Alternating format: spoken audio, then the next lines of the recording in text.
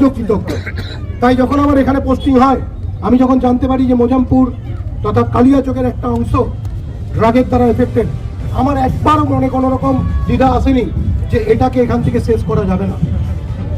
আমাকে অনেকে বলেছে স্যার 50 দিনের মধ্যেই তো 50% শেষ হয়ে গেছে। নো, এটা আমাকে স্যাটিসফাই করছে না।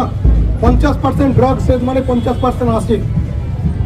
এটা শুধুমাত্র আমাকে এনকারেজ করছে আরো বেশি করে রেটটাকে ইন্টেন্সিফাই করতে, আরো বেশি করে এই যুদ্ধে আমাদেরকে নামাতে। আমি এখানকার সমস্ত মৌলবী সমাজের সর্দার সকলের কাছে আবেদন করব যে আপনারা এই যে জেহাদ, ড্রাগের এগেনস্টে যে জেহাদ, যে যুদ্ধ মালদা পুলিশ শুরু করেছে, তাতে আপনারা আমাদেরকে স্ট্রেনথেন করুন। আমি বিলিভ করুন, এমন অনেকে আছে আমার পুরনো পরিচিত, আমি আজকে র্যালিতেও দেখলাম 2-4 জনকে আমি আইডেন্টিফাই করলাম, শুনলাম তারা নাকি এখন ড্রাগের কাজ করছে। আমি তাদের থেকে হাতও নিয়েছি, কিন্তু আমার দুটো আবেদন তাদের কাছে, আইদার এই রাস্তা ছেড়ে দাও, নাহলে ওই হাত যে হাত আমি আজকে নেড়েছি সেই হাত দিয়ে কিন্তু আমি আপনার এগেনস্টে কঠোর ব্যবস্থা নিতেও পিছপা হবো না। আমি পরিষ্কারভাবে বলছি, কালিয়াচকের এই বদনাম, মোজামপুরের এই বদনাম, ইমামজাগির এই বদনাম আমি সংবাদ মাধ্যমের ভাইদের মাধ্যমে বলতে চাই। আপনারা জানেন এই ব্লকে কতজন ডাক্তার?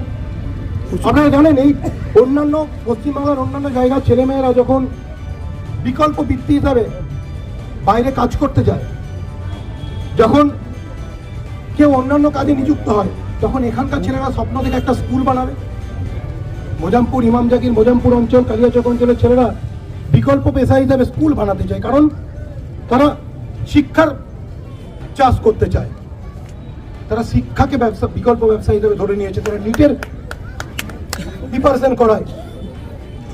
লাস্ট 10 ইয়ার্সে কালিয়াচক থেকে যত ডাক্তার বেরিয়েছে, মোজামপুর এরিয়া থেকে যত ডাক্তার বেরিয়েছে, আমার মনে হয় না আমার নিজের ব্লকটা এত ডাক্তার তৈরি করতে পারে। আপনারা বলুন, এই যে আলোর দিকটা, সমাজের এই আলোর দিকটা চাপা পড়ে যাচ্ছে কি শুধুমাত্র কিছুজন অসাধু ব্যক্তির জন্য।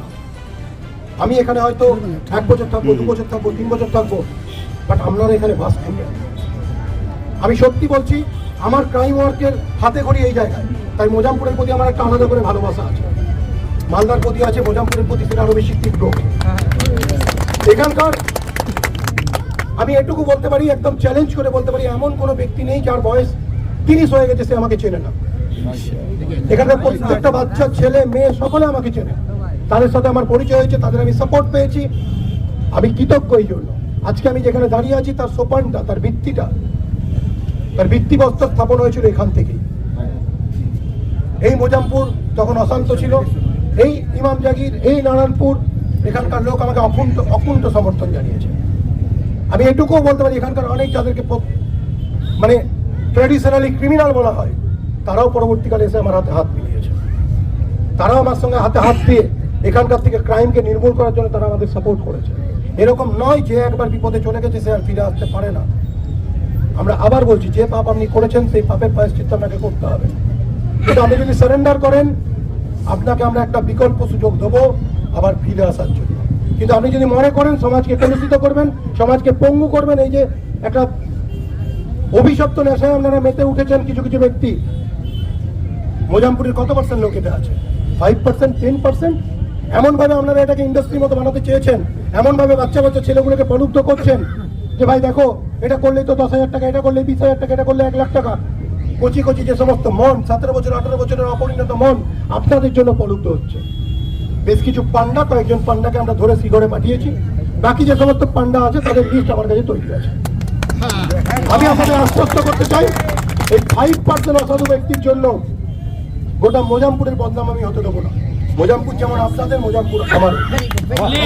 ইমামজাগির যেমন আপনাদের, ইমামজাগির আমারও। নারায়ণপুর যেমন আপনাদের, নারায়ণপুর আমারও। কারণ আমি মনে করি আজকে আমি যেখানে দাঁড়িয়ে আছি তার প্রতি এখানকার মানুষের অবদান অনেকটাই। আমি প্রথম যে প্রচারের আলো পাই সেটা এই জায়গা থেকে। আমারও কিছু রিটার্ন দেওয়ার টাইম আছে। আমি এসপি হিসাবে এখানে এসেছি, আমি তখন ডিএসপি ডিএনটি ছিলাম। এখনো আমাকে অনেকে ডিএনটি সাহেব বলে যায়, এখনো ডিএনটি সাহেব বলে। আর আমি যখন এখানে জয়েন করি, আমার নিজের চ্যালেঞ্জটা নিজের সাথেই ছিল যে আমাকে অনেকে বলেছে স্যার আপনি কি আর ডিএনটি সাহেবের মতো কাজ করবেন? আমার চ্যালেঞ্জটা কিন্তু ওই ডিএনটি সাহেবের সঙ্গে এসপি হিসাবে। তো আমি চেষ্টা করব আপনাদের পাশে থেকে, আপনাদের সাথে নিয়ে এই যে অভিশাপ, অভিশাপ থেকে মুক্ত করার জন্য। বলুন তো কত পার্সেন্ট লোক এর থেকে ফেসিলিটেড হচ্ছে আর ফেসিলিটেড